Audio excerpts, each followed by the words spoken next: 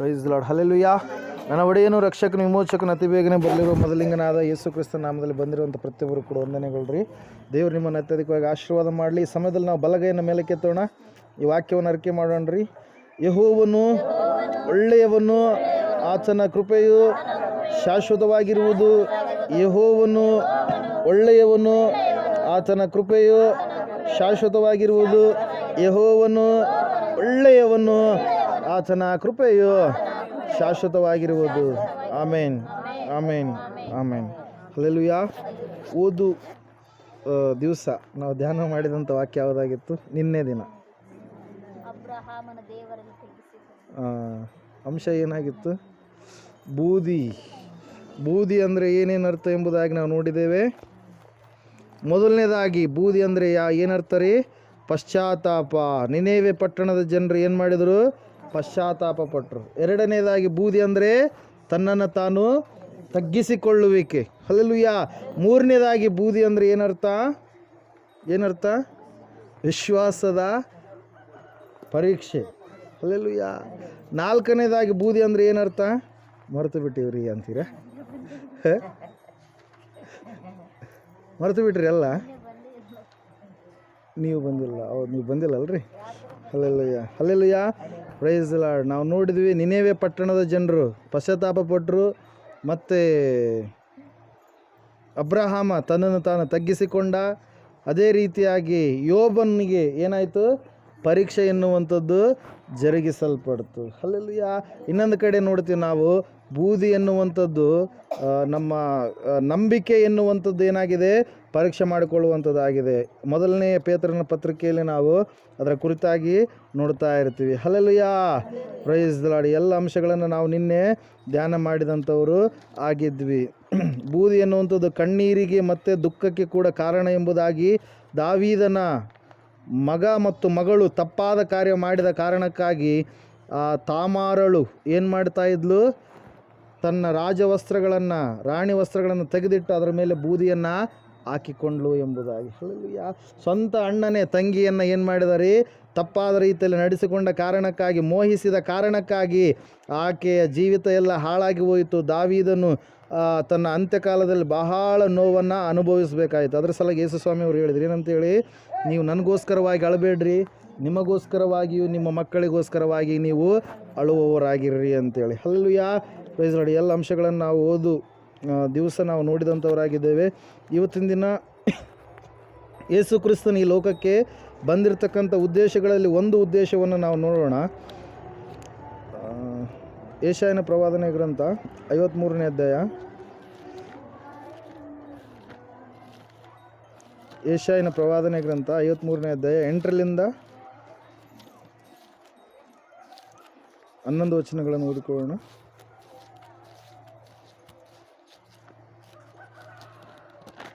ಹಿಂಸೆಯ ನ್ಯಾಯದಿಂದ ಕೊಲ್ಲಲ್ಪಟ್ಟನು. ಆಹಾ, ಇವನು ಜೀವಲೋಕದಿಂದ ಕಿತ್ತಲ್ಪಟ್ಟಿದ್ದಾನೆ. ನಮ್ಮ ಜನಗಳ ದ್ರೋಹಗಳ ದೆಸೆಯಿಂದ ಈ ಪೆಟ್ಟು ಅವನ ಮೇಲೆ ಬಿತ್ತಲ್ಲ ಎಂದು ಅವನ ಕಾಲದವರಲ್ಲಿ ಯಾರೋ ಮನಮುಟ್ಟಿ ಮರಗಿದರು. ಅವನು ಯಾವ ಅನ್ಯಾಯವನ್ನು ಮಾಡದಿದ್ದರೂ, ಅವನ ಬಾಯಲ್ಲಿ ಯಾವ ವಂಚನೆಯೂ ಇಲ್ಲದಿದ್ದರೂ, ಅವನು ಸತ್ತಾಗ ದುಷ್ಟರ ಮಧ್ಯೆ ದುಷ್ಟರ ನಡುವೆ ಅವನನ್ನು ಹೂಣಿಟ್ಟರು. ಅವನನ್ನು ಜಜ್ಜುವುದು ಯೆಹೋವನ ಸಂಕಲ್ಪವಾಗಿತ್ತು. ಆತನು ಅವನನ್ನು ವ್ಯಾಧಿಯಿಂದ ಬಾಧಿಸಿ ಹೀಗೆಂದುಕೊಂಡನು, ಇವನು ತನ್ನ ಆತ್ಮನು ಪ್ರಾಯಶ್ಚಿತ್ತ ಯಜ್ಞಕ್ಕಾಗಿ ಒಪ್ಪಿಸಿದ ಮೇಲೆ ತನ್ನ ಸಂತಾನವನ್ನು ನೋಡುವನು, ಚಿರಂಜೀವಿಯಾಗುವನು. ನನ್ನ ಸಂಕಲ್ಪವು ಇವನ ಕೈಯಿಂದ ನೆರವೇರುವುದು. ನನ್ನ ಆತ್ಮವು ತನ್ನ ಆತ್ಮವು ಅನುಭವಿಸಿದ ಶ್ರಮೆಯ ಫಲವನ್ನು ಕಂಡು ತೃಪ್ತನಾಗುವನು. ಧರ್ಮಾತ್ಮನಾದ ನನ್ನ ಸೇವಕನು ತನ್ನ ಜ್ಞಾನದ ಮೂಲಕ ಬಹು ಜನರನ್ನು ಧರ್ಮ ಮಾರ್ಗಕ್ಕೆ ತರುವನು, ಅವರ ಅಪರಾಧಗಳನ್ನು ಹೊತ್ತುಕೊಂಡು ಹೋಗುವನು ಎಂಬುದು. Hallelujah. Praise the Lord. Hallelujah. ಮೊಟ್ಟ ಮೊದಲನೇದಾಗಿ ನಾವು ನೋಡ್ತಾ ಇದ್ದೇವೆ ಇಲ್ಲಿ ವಾಕ್ಯದಲ್ಲಿ, ಹಿಂಸೆಯ ನ್ಯಾಯದಿಂದ ಕೊಲ್ಲಲ್ಪಟ್ಟನು. ಯೇಸು ಕ್ರಿಸ್ತನ ಈ ಲೋಕಕ್ಕೆ ಬಂದಿರತಕ್ಕಂಥ ಉದ್ದೇಶ ಯಾವುದಕ್ಕಾಗಿ ಪ್ರಿಯರೇ? ಸಾಯುವುದಕ್ಕಾಗಿ. ಹಲ್ಲೆಲೂಯಾ. ಯೇಸು ಈ ಲೋಕಕ್ಕೆ ಬಂದಿರುವಂಥದ್ದು ಯಾವುದಕ್ಕಾಗಿ? ಸಾಯುವುದಕ್ಕಾಗಿ. ಯಾಕೆ ಆತನ ಸಾಯಬೇಕಂದ್ರೆ, ನಮ್ಮ ಪಾಪಗಳು ಪರಿಹಾರವಾಗಬೇಕಾದ್ರೆ ಆತನ ರಕ್ತವೇ ನಮ್ಮ ಪಾಪಗಳನ್ನು ತೊಳೆಯುವಂಥದ್ದಾಗಿದೆ. ಅದಕ್ಕಾಗಿ ಆತನು ಸಾಯಬೇಕಾಗಿದೆ. ಅದರ ಸಲುವಾಗಿ ವಾಕ್ಯ ಹೇಳ್ತಾ ಇದೆ, ಇವನು ಜೀವಲೋಕದಿಂದ ಕೀಳಲ್ಪಟ್ಟಿದ್ದಾನೆ. ಹಲ್ಲೆಲೂಯಾ. ದೇವರ ವಾಕ್ಯ ಹೇಳ್ತಾ ಇದೆ, ಸತ್ಯವೇದ ಹೇಳ್ತಾ ಇದೆ, ಯೇಸು ಕ್ರಿಸ್ತನು ಬಂದಿರತಕ್ಕಂಥ ಪ್ರಥಮ ಉದ್ದೇಶ ಏನ್ರಿ? ಸಾಯುವುದಕ್ಕಾಗಿ. ಹಲ್ಲೆಲೂಯಾ. ದೇವರ ವಾಕ್ಯದಲ್ಲಿ ನಾವು ನೋಡುವಾಗ ಅನೇಕ ಛಾಯೆಗಳು, ಅನೇಕವಾಗಿರ್ತಕ್ಕಂಥ ಗುರುತುಗಳು ಹಳೆಯ ಒಡಂಬಡಿಕೆಯಲ್ಲಿ ಅನೇಕ ಸಿಗ್ತವೆ ನಮಗೆ. ನಾವು ನೋಡ್ತಾ ಬಂದಂಗೆಲ್ಲ ಅನೇಕರು ಯೇಸು ಕ್ರಿಸ್ತನು ಬರುವಂಥದ್ದನ್ನು ಏನು ಮಾಡಿದ್ದಾರೆ? ಪ್ರವಾದನೆಯನ್ನು ಮಾಡಿದ್ದಾರೆ. ಸ್ವತಃ ದೇವರೇ ಆದಾಮ ಅವ್ವಳು ತಪ್ಪು ಮಾಡಿದಾಗ, ಪಾಪ ಮಾಡಿದಂಥ ಸಂದರ್ಭದಲ್ಲಿ ಒಂದು ಪ್ರಾಣಿಯನ್ನು ಸಾಯಿಸಿ ಅದರ ಚರ್ಮವನ್ನು ಇವರಿಗೆ ಅಂಗಿಯಾಗಿ ತೊಡಿಸಿದರು. ಅದಕ್ಕಿಂತ ಮುಂಚೆ ಅವರು ಯಾವ ಅಂಗಿಯನ್ನು ಉಟ್ಕೊಂಡಿದ್ದರು? ಅಂಜೂರದ ಎಲೆ. ಹಲ್ಲೆಲೂಯಾ. ಪಾಪ ಮಾಡಿದಾಗ ಏನ್ರಿ? ಪಾಪ ಮಾಡಿದಾಗ ಅವರು ಪಾಪ ಮಾಡಿದಾಗ, ಆಜ್ಞೆಯನ್ನು ಮೀರಿದಾಗ, ಅವರು ಬೆತ್ತಲೆಯಾಗಿದ್ದೇವೆ ಎಂಬುದಾಗಿ ತಿಳಿದುಕೊಂಡಾಗ ಯಾವ ಮರದ ಎಲೆಗಳನ್ನು ಉಟ್ಟುಕೊಂಡ್ರು ಅವರು? ಅಂಜೂರದ ಎಲೆ. ಹಲ್ಲೆಲೂಯಾ. ಅಂಜೂರದ ಎಲೆ ಇಲ್ಲಿ ನಮ್ಮ ಕಡೆ ಇದ್ದಂಗೆ ಚಿಕ್ಕದಾಗಿ ಅಲ್ಲಿ ಇರಲ್ಲ. ಹಲ್ಲೆಲೂಯಾ. ಅಗಲವಾಗಿ ಇಲ್ಲಿ ಎಕ್ಸಾಂಪಲ್ ಕೊಡಬೇಕಂದ್ರೆ ಇಲ್ಲಿ ಅಂಥ ಎಲೆಗಳು ಯಾವುವು ಇಲ್ಲ. ಹಲ್ಲೆಲೂಯಾ. ದೊಡ್ಡದಾಗಿರ್ತಕ್ಕಂಥ ಎಲೆಗಳು, ಅವುಗಳನ್ನು ಏನು ಮಾಡಿದ್ರಂಥವ್ರು? ಅಂಜೂರದ ಎಲೆಗಳನ್ನು ತಮ್ಮ ದೇಹಗಳನ್ನು ಮುಚ್ಚಿಕೊಳ್ಳುವುದಕ್ಕಾಗಿ ಉಟ್ಟುಕೊಂಡ್ರು ಎಂಬುದಾಗಿ ವಾಕ್ಯ ಹೇಳ್ತಾ ಇದೆ. ಆ ಅಂಜೂರದ ಎಲೆ ಸ್ವಲ್ಪ ಹೊತ್ತಿದ್ರೆ ಏನಾಗುತ್ತೆ? ಪುನಃ ಏನಾಗುತ್ತೆ? ಬಾಡಿ ಹೋಗುತ್ತೆ. ಹಲ್ಲೆಲೂಯಾ. ದೇವರು ಏನು ಮಾಡಿದ್ರಿ? ಒಂದು ಪ್ರಾಣಿ ಹತವಾಯಿತು. ದೇವರು ಏನು ಮಾಡಿದರು? ಆ ಪ್ರಾಣಿಯ ಚರ್ಮವನ್ನು ಅವರಿಗೆ ಉಡಿಸಿದರು. ಅಲ್ಲಿಯೇ ನಮಗೆ ಸೂಚನೆ ಗೊತ್ತಾಗುತ್ತೆ ಏನಂತೇಳಿ, ಒಬ್ಬ ವ್ಯಕ್ತಿ ನಮ್ಮೆಲ್ಲರಿಗೋಸ್ಕರವಾಗಿ ಸಾಯಲಿಕ್ಕಿದ್ದಾನೆ. ಹಲ್ಲೆಲೂಯಾ. ಸ್ತ್ರೀ ಸಂತಾನವಾಗಿ ಈ ಲೋಕಕ್ಕೆ ಒಬ್ಬ ವ್ಯಕ್ತಿ ಬರಲಿಕ್ಕಿದ್ದಾನೆ ಎಂಬುದಾಗಿ ಅಲ್ಲಿ ನಮಗೇನಾಗ್ತಾ ಇದೆ? ಸೂಚನೆ ಎನ್ನುವಂಥದ್ದು ಸಿಗ್ತಾ ಇದೆ ಪ್ರಿಯರೇ. ಅದರ ಸಲುವಾಗಿ ಆತನು ಈ ಲೋಕಕ್ಕೆ ಬಂದಾಗ ಆತನಲ್ಲಿ ಏನಾದರೂ ತಪ್ಪಿತ್ತಾ? ಏನಾದರೂ ವಂಚನೆ ಇತ್ತಾ? ಏನಾದರೂ ತಪ್ಪಾದ ರೀತಿಯಲ್ಲಿ ಆತನು ಮಾತಾಡಿದ್ನ? ಏನು ಕೂಡ ಮಾಡಲಿಲ್ಲ. ಅದ್ರ ಸಲುವಾಗಿ ವಾಕ್ಯ ಹೇಳ್ತಾ ಇದೆ, ಹಿಂಸೆಯ ನ್ಯಾಯದಿಂದ ಆತನು ಏನಾದಂತೆ? ಕೊಲ್ಲಲ್ಪಟ್ಟನು. ಹಲ್ಲೆಲೂಯಾ. ದೇವರು ಆತನನ್ನು ಜಜ್ಜುವಂಥದ್ದು ದೇವರ ಸಂಕಲ್ಪವಾಗಿತ್ತು. ಹಲ್ಲೆಲೂಯಾ. ಯಾಕಂದರೆ ಆತನು ಮಾತ್ರ ನಮ್ಮೆಲ್ಲರ ಭಾರಗಳನ್ನು ಹೊತ್ತುಕೊಳ್ಳುವಂಥ ಮನುಷ್ಯನಾಗಿದ್ದಾನೆ. ಹಲ್ಲೆಲೂಯಾ. ದೇವರೇ ಈಗೇನಾಗಿದ್ದಾನಾತ? ಮನುಷ್ಯನಾಗಿ ಈ ಲೋಕಕ್ಕೆ ಹೊರಟು ಬಂದಿದ್ದಾನೆ. ಅದ್ರ ಸಲುವಾಗಿ ಯೇಸು ಸ್ವಾಮಿಗೆ 2 ಹೆಸರುಗಳಿರ್ತವೆ. ಒಂದನೇ ಹೆಸರೇನು? ಮನುಷ್ಯ ಕುಮಾರ. 2ನೇ ಹೆಸರೇನು? ದೇವಕುಮಾರ. ಹಲ್ಲೆಲೂಯಾ. ಆತನು ಮನುಷ್ಯನೂ ಆಗಿದ್ದಾನೆ, ಆತನು ದೇವರು ಕೂಡ ಆಗಿರುವ ಆತನಾಗಿದ್ದಾನೆ. ಅದ್ರ ಸಲುವಾಗಿ ಇಲ್ಲಿ ವಾಕ್ಯದಲ್ಲಿ ನಾವು ನೋಡ್ತಾ ಇದ್ದೇವೆ ಪ್ರಿಯರೇ, ಅನೇಕವಾದ ಕಾರಣಗಳನ್ನು ನಾವು ಹೊಂದಿದಂಥವರಾಗಿರ್ತೀವಿ. ಹಲ್ಲೆಲೂಯಾ. ಯಾವುದಾದ್ರೂ ಒಂದು ವಿಷಯವನ್ನು, ಒಂದು ಸಂಗತಿಯನ್ನು ಮಾಡಬೇಕಾದ್ರೆ ನಮಗೆ ಕಾರಣಗಳು ಇರ್ತವೆ. ಕಾರಣ ಇರಲಾರದೆ ಯಾವ ಕಾರ್ಯಗಳನ್ನು ನಾವು ಮಾಡೋದಕ್ಕೆ ಹೋಗೋದಿಲ್ಲ. ಹಲ್ಲೆಲೂಯಾ. ಡಾಕ್ಟ್ರ್ ಹತ್ರ ಹೋಗ್ತೀವಂದ್ರೆ ನಮಗೆ ಕಾರಣ ಏನ್ರಿ? ಆರಾಮಿರಲ್ಲ, ನಮಗೆ ಅನಾರೋಗ್ಯ ಇರುತ್ತೆ ನಮಗೆ. ಹಲ್ಲೆಲೂಯಾ. ಹಂಗೆ ಹೊಲಕ್ಕೆ ಹೋಗ್ತಾ ಇದ್ದೀವಿ ಅಂದ್ರೆ ಹೊಲದಲ್ಲಿ ಏನೋ ಕೆಲಸ ಇರುತ್ತೆ. ಕಾರಣ, ಎಲ್ಲದಕ್ಕೂ ಕಾರಣ ಇದೆ. ದೇವರು ಕೂಡ ಪರಲೋಕದಿಂದ ಈ ಭೂಲೋಕಕ್ಕೆ ಬರಬೇಕಾದ್ರೆ ಮುಖ್ಯವಾಗಿರ್ತಕ್ಕಂಥ ಕಾರಣ ಏನ್ರಿ? ಆತನು ನನಗಾಗಿ ನಿನಗಾಗಿ ತನ್ನ ಪ್ರಾಣವನ್ನು ಕೊಡುವುದಕ್ಕಾಗಿ ಈ ಲೋಕಕ್ಕೆ ಹೊರಟು ಬಂದು. ಅದ್ರ ಸಲುವಾಗಿ ಮತ್ತಾಯನ ಬರೆದ ಸುವಾರ್ತೆ 20ನೇ ಅಧ್ಯಾಯ ನೀವು ತೆಗೆದಿದ್ದೆ ಆದರೆ ಅಲ್ಲಿ ವಾಕ್ಯದಲ್ಲಿ ನಾವು ನೋಡ್ತಾ ಇದ್ದೇವೆ, ಶಿಷ್ಯರಿದ್ದಾರೆ 12 ಜನ. ಅವರು ಏನಂತ ಮಾತಾಡ್ಕೊಳ್ತಾ ಇದ್ದಾರೆ ಅಂದರೆ, ಯೋಹಾನ ಮತ್ತು ಯಾಕೋಬನ ತಾಯಿಯಾಗಿರ್ತಕ್ಕಂಥ ಸಲೋಮಿ ಎನ್ನುವಂಥ ಸ್ತ್ರೀ, ಆಕೆ ಏನಂತ ಇದ್ದಾಳಂದರೆ, ನನ್ನ ಮಕ್ಕಳೇ ಯೇಸು ಸ್ವಾಮಿ ಸಿಂಹಾಸನದ ಮೇಲೆ ಕುಂತ್ಕೊಂಡಾಗ ಆ ಕಡೆ ಒಬ್ಬನು ನನ್ನ ಮಗ, ಈ ಕಡೆ ಒಬ್ಬನು ನನ್ನ ಮಗನೇ ಕೂಡಬೇಕು ಅಂತೇಳಿ ಏನು ಮಾಡ್ತಾಳೆ? ಆ ತಾಯಿ ಬೇಡಿಕೆ ಇಡ್ತಾಳೆ ಪ್ರೇಯರೆ. ಆ ಸಂದರ್ಭದಲ್ಲಿ ಶಿಷ್ಯರಿಗೆ ಎಲ್ಲರಿಗೂ ಕೂಡ 20ನೇ ವಾಕ್ಯದಲ್ಲಿ ನೀವು ನೋಡಿದರೆ, ಜೆಬೆದಾಯನ ಮಕ್ಕಳ ತಾಯಿ ಆತನಿಂದ ಏನೋ ಒಂದು ಬೇಡಿಕೊಳ್ಳಬೇಕೆಂದು ತನ್ನ ಮಕ್ಕಳನ್ನು ಕರ್ಕೊಂಡು ಬಂದು ಆತನಿಗೆ ಅಡ್ಡ ಬಿದ್ದವಳು. ಆಕೆ ಬೇಡಿಕೆಯನ್ನು, ಯೇಸು ಸ್ವಾಮಿ ಸಿಂಹಾಸನದ ಮೇಲೆ ಇದ್ದಾಗ ನನ್ನ ಮಕ್ಕಳೇ ಇರಬೇಕಿಲ್ಲಿ, ಎಡಗಡಿಗೆ ಒಬ್ಬನು ಇರಬೇಕು, ಬಲಗಡಿಗೆ ಒಬ್ಬನು ಇರಬೇಕು ಅಂತೇಳಿ ಆ ಮಾತು ಎಲ್ಲರ ಮುಂದೆ ಹೇಳಿದಾಗ ಎಲ್ಲರಿಗೆ ಹೊಟ್ಟೆ ಉರಿಯುತ್ತಿಲ್ರಿ? ಅದರಂಗೆ ಅವರೆಲ್ಲರಿಗೂ ಹೊಟ್ಟೆ ಉರಿತು. ಅವರಿಬ್ಬರನ್ನ ಬಿಟ್ಟು ಉಳಿದಂಥ 10 ಜನರು ಭಾಳ ಕೋಪವನ್ನು ತಂದುಕೊಂಡ್ರು. ಅವಾಗ 24ನೇ ವಚನದಲ್ಲಿ ನಾವು ನೋಡ್ತಾ ಇದ್ದೀವಿ, ಉಳಿದ 10 ಮಂದಿ ಶಿಷ್ಯರು ಇದನ್ನು ಕೇಳಿ ಆ 2 ಅಣ್ಣ ತಮ್ಮಂದಿರ ಮೇಲೆ ಸಿಟ್ಟುಗೊಂಡರು. ಆದರೆ ಯೇಸು ಅವರನ್ನು ಹತ್ತಿರಕ್ಕೆ ಕರೆದು ಅವರಿಗೆ ಜನಗಳನ್ನಾಳುವವರು ಅವರ ಮೇಲೆ ಅಹಂಕಾರದಿಂದ ದೊರೆತನ ಮಾಡುತ್ತಾರೆ. ಹಲ್ಲೆಲೂಯಾ. ಮತ್ತು ದೊಡ್ಡವರು ಬಲಾತ್ಕಾರದಿಂದ ಅಧಿಕಾರ ನಡೆಸುತ್ತಾರೆ ಎಂದು ನೀವು ಬಲ್ಲಿರಷ್ಟೇ. ನಿಮ್ಮಲ್ಲಿ ಹಾಗಿರಬಾರದು, ಆದರೆ ನಿಮ್ಮಲ್ಲಿ ದೊಡ್ಡವನಾಗಿರಬೇಕೆಂದಿರುವವನು ನಿಮ್ಮ ಸೇವಕನಾಗಿರಬೇಕು, ನಿಮ್ಮಲ್ಲಿ ಮೊದಲನೆಯವನಾಗಿರಬೇಕೆಂದಿರುವವನು ನಿಮ್ಮ ಆಳಾಗಿರಬೇಕು. ಹಾಗೆಯೇ ಮನುಷ್ಯ ಕುಮಾರನು, ಇಲ್ಲಿ ಹೇಳ್ತಾ ಇದ್ದಾನೆ ನೋಡ್ರಿ ಸ್ವಾಮಿ, ಸೇವೆ ಮಾಡಿಸಿಕೊಳ್ಳುವುದಕ್ಕೆ ಬರಲಿಲ್ಲ, ಸೇವೆ ಮಾಡುವುದಕ್ಕೂ ಅನೇಕರನ್ನು ಬಿಡಿಸಿಕೊಳ್ಳುವುದಕ್ಕಾಗಿ ತನ್ನ ಪ್ರಾಣವನ್ನು ಈಡು ಕೊಡುವುದಕ್ಕೂ ಬಂದನು ಎಂದು ಹೇಳಿದನು. ಹಲ್ಲೆಲೂಯಾ. ಯೇಸು ಈ ಲೋಕಕ್ಕೆ ಹೊರಟು ಬಂದಿರತಕ್ಕಂಥ ಉದ್ದೇಶ ಏನ್ರಿ? ಪ್ರಾಣ ಕೊಡುವುದಕ್ಕಾಗಿ. ಆತನ ಪ್ರಾಣ ನಮಗೆ ಜೀವವಾಗಿದೆ. ಹಲ್ಲೆಲೂಯಾ. ಆತನ ಪ್ರಾಣ ನಮಗೆ ನಿತ್ಯ ಜೀವವನ್ನು ಒದಗಿಸಿಕೊಡುವಂಥದ್ದಾಗಿದೆ. ಅದರ ಸಲುವಾಗಿ ವಾಕ್ಯ ಹೇಳ್ತಾ ಇದೆ, ಯೇಸು ಈ ಲೋಕಕ್ಕೆ ಹೊರಟು ಬಂದಿರತಕ್ಕಂಥ ಮೊಟ್ಟ ಮೊದಲನೆಯ ಮೂಲವಾದಂಥ ಉದ್ದೇಶ ಏನು ಪ್ರಿಯರೇ? ಆತನು ತನ್ನ ಪ್ರಾಣವನ್ನು ಕೊಡುವುದಕ್ಕಾಗಿ ನಮಗಾಗಿ ಹೊರಟು ಬಂದ. ಹಲ್ಲೆಲೂಯಾ. ದೇವ್ರ ವಾಕ್ಯದಲ್ಲಿ ನಾವು ನೋಡ್ತಾ ಇದ್ದೇವೆ. ಅಲ್ಲಿ ನೋಡ್ರಿ ವಾಕ್ಯ 28ನೇ ವಾಕ್ಯ, ಮನುಷ್ಯ ಕುಮಾರನು ಸೇವೆ ಮಾಡಿಸಿಕೊಳ್ಳುವುದಕ್ಕೆ ಬರಲಿಲ್ಲ, ಸೇವೆ ಮಾಡುವುದಕ್ಕೂ ಅನೇಕರನ್ನು ಬಿಡಿಸಿಕೊಳ್ಳುವುದಕ್ಕಾಗಿ. ಹಲ್ಲೆಲೂಯಾ. ಎಷ್ಟು ಜನರನ್ನಂತ್ರಿ? ಸ್ವಲ್ಪ ಜನರನ್ನ, ಸ್ವಲ್ಪ ದೇಶವನ್ನು, ಒಂದೇ ದೇಶವನ್ನು, ಇಸ್ರಾಯೇಲರನ್ನಷ್ಟೇನ? ಏನಂತೆ?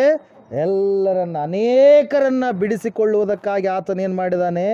ಪರಲೋಕದಿಂದ ಹೊರಟು ಬಂದಿದ್ದಾನೆ. ತನ್ನ ಪ್ರಾಣವನ್ನು ಕೊಡುವುದರ ಮೂಲಕವಾಗಿ ಆ ಕಾರ್ಯವನ್ನು ದೇವರು ಏನು ಮಾಡಿದಾನ್ರಿ? ಜರುಗಿಸಿದ್ದಾನೆ. ಹಲ್ಲೆಲೂಯಾ. ಒಬ್ಬೊಬ್ಬ ವ್ಯಕ್ತಿಯ ಪ್ರಾಣ, ಮನುಷ್ಯರ ಪ್ರಾಣದಲ್ಲಿ ಏನೂ ಇಲ್ಲ. ಯಾರು ಯಾರಿಗಾಗಿ ಪ್ರಾಣ ಕೊಡೋದಕ್ಕೆ ಇಷ್ಟಪಡೋದಿಲ್ಲ. ಹಲ್ಲೆಲೂಯಾ. Praise Lord. ಇಲ್ಲಿ ನಾವು ನೋಡ್ತಾ ಇದ್ದೇವೆ, ದೇವರು ವಾಕ್ಯ ಹೇಳ್ತಾ ಇದೆ, ಸತ್ಯವೇದ ಹೇಳ್ತಾ ಇದೆ, ಯೇಸು ಕ್ರಿಸ್ತನು ಏನು ಮಾಡಿದಂತೆ? ಸೇವೆ ಮಾಡುವುದಕ್ಕಾಗಿ ಮತ್ತು ಪ್ರಾಣವನ್ನು ಕೊಡುವುದಕ್ಕಾಗಿ ಈ ಲೋಕಕ್ಕೆ ಏನು ಮಾಡಿದತ? ಹೊರಟು ಬಂದ. ಹಲ್ಲೆಲೂಯಾ. ಏಸಪ್ಪ ಈಗಾಗಲೇ ಪ್ರಾಣವನ್ನು ಆತನು ನಮಗಾಗಿ ಕೊಟ್ಟಿದ್ದಾನೆ. 2020 ವರ್ಷಗಳ ಹಿಂದ್ಗಡೆ. ಅದನ್ನು ನಾವು ಇವತ್ತಿನ ದಿನ ಏನು ಮಾಡ್ತಾ ಇದ್ದೀವಿ? ನೆನಪು ಮಾಡಿಕೊಳ್ತಾ ಇದ್ದೀವಿ. ಯಾಕೆ ಆತ ಪ್ರಾಣ ಕೊಟ್ಟರಿ? ಯಾಕೆ ಆತ ಪ್ರಾಣ ಕೊಟ್ಟ? ಅಲ್ಲೇ ವಾಕ್ಯ ಹೇಳ್ತಾ ಇದೆ ನೋಡ್ರಿ, ಏನು? ಅನೇಕರನ್ನು ಬಿಡಿಸುವುದಕ್ಕಾಗಿ, ಬಿಡಿಸಿಕೊಳ್ಳುವುದಕ್ಕಾಗಿ. ಯಾವುದರಿಂದ ಬಿಡಿಸ್ತಾ ಇದ್ದಾನಾತ? ಪಾಪದಿಂದ ಬಿಡಿಸ್ತಾ ಇದ್ದಾನೆ, ಶಾಪದಿಂದ ಬಿಡಿಸ್ತಾ ಇದ್ದಾನೆ. ಎಲ್ಲದಕ್ಕೂ ಮೂಲ ಕಾರಣ, ಮನುಷ್ಯರು ಹಾಳಾಗೋದಕ್ಕೆ ಮೂಲ ಕಾರಣ ಯಾವುದ್ರಿ? ಪಾಪ. ಹಲ್ಲೆಲೂಯಾ. ಪಾಪ ಹೋಗ್ಬಿಟ್ರೆ ಮನುಷ್ಯರೆಲ್ಲರೂ ಕೂಡ ಹೆಂಗೆ ಬದಲಾಗ್ತಾರೆ? ಪರಿಶುದ್ಧರಾಗಿ ಬದಲಾಗ್ತಾರೆ. ಹಲ್ಲೆಲೂಯಾ. ಅದರ ಸಲುವಾಗಿ ವಾಕ್ಯದಲ್ಲಿ ನಾವು ನೋಡ್ತಾ ಇದ್ದೇವೆ, ಅಂತ್ಯಕಾಲದಲ್ಲಿ, ಪ್ರಾರಂಭದಲ್ಲಿ ದೇವರು ಈ ಲೋಕಕ್ಕೆ ಬಂದಿರಬೇಕಾದ್ರೆ, ಅಂತ್ಯಕಾಲದ ಕೊನೆಯ ಕಾಲದಲ್ಲಿ ಯೇಸು ಬರುವವರೆಗೂ ನಾವೆಲ್ಲರೂ ಮೇಲೆ ಕೆತ್ತಲ್ಪಟ್ಟ ಮೇಲೆ 7 ವರ್ಷಗಳು ಅಲ್ಲಿ ಪರಲೋಕದಲ್ಲಿ ಏನಾಗುತ್ತೆ? ಮಧ್ಯಾಕಾಶದಲ್ಲಿ ಏನಾಗುತ್ತೆ? ಸಂಭ್ರಮ ಇರುತ್ತೆ. ಎಷ್ಟು ವರ್ಷಗಳು? 7 ವರ್ಷಗಳ ಸಂಭ್ರಮ ಆದಮೇಲೆ ಅಲ್ಲಿಂದ ಮತ್ತೆ ನಾವು ಕೆಳಗಡೆ ಏನು ಮಾಡ್ತೀವಿ? ಇಳಿದು ಬರ್ತೀವಿ. ಎಲ್ಲಿಗೆ ಬರ್ತೀವಿ? ಇದೇ ಭೂಮಿಯಲ್ಲಿ ಜನರೆಲ್ಲ ಸೇಮ್ ಇರ್ತಾರೆ.